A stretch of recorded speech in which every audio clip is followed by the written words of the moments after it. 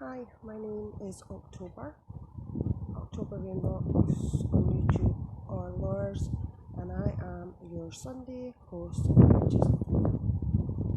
Hello.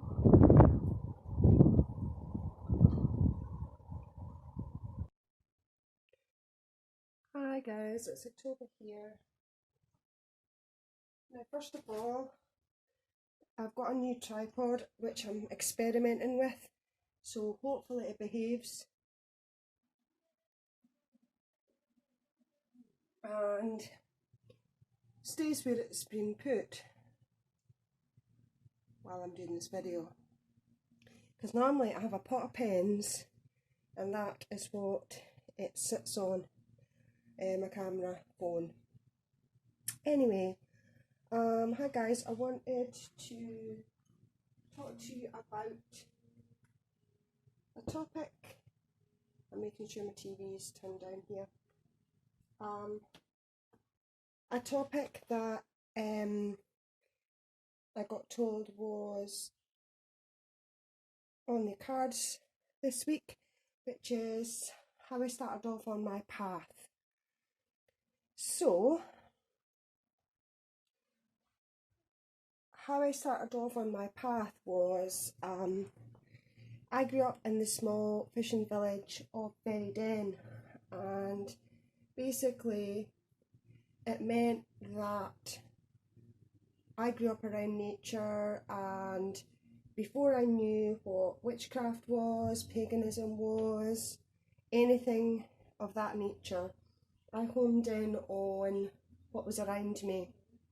So I had the Southwest River going into the North Sea, I had the Grampian Mountains overlooking me, and I had lots of rivers round about me and lots of things to connect me with what was at my doorstep. So I guess a lot of stuff I was doing before I even knew what witchcraft was could be seen as sea witchery, because like I'd make a wish and throw a stone into the water. I would gather flowers along the banks going down to the sea and make little, what I used to call my little potions when I was young. And that was the start for me, I guess, of the things of the future, although I didn't know what they were at that time. And I think for me that was the stepping stone. It was the stepping stone for everything that is now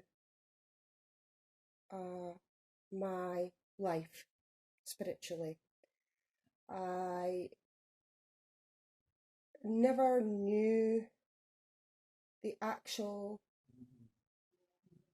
physical representation of certain things and that I was seeing and feeling and being a part of when I was young, till I got way older and I began to put words to things.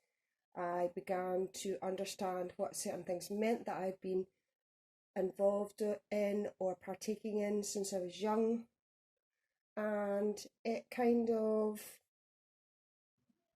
was the paved way, so to speak.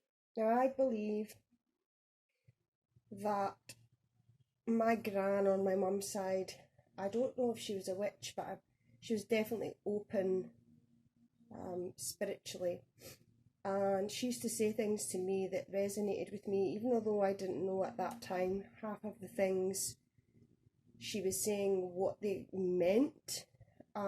They just resonated with me, and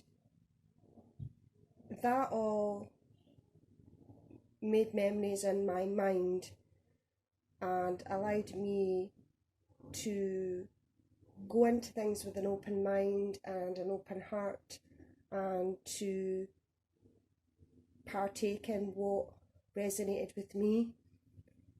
I didn't start practicing witchcraft until I was in my 30s at some point, I think, and I did not have an altar or anything like that until I think it was around about 2011, 2012, something like that.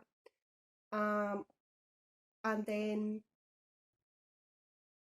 I followed a bit of more like the Wheel of the Year and Sabbats than I do now.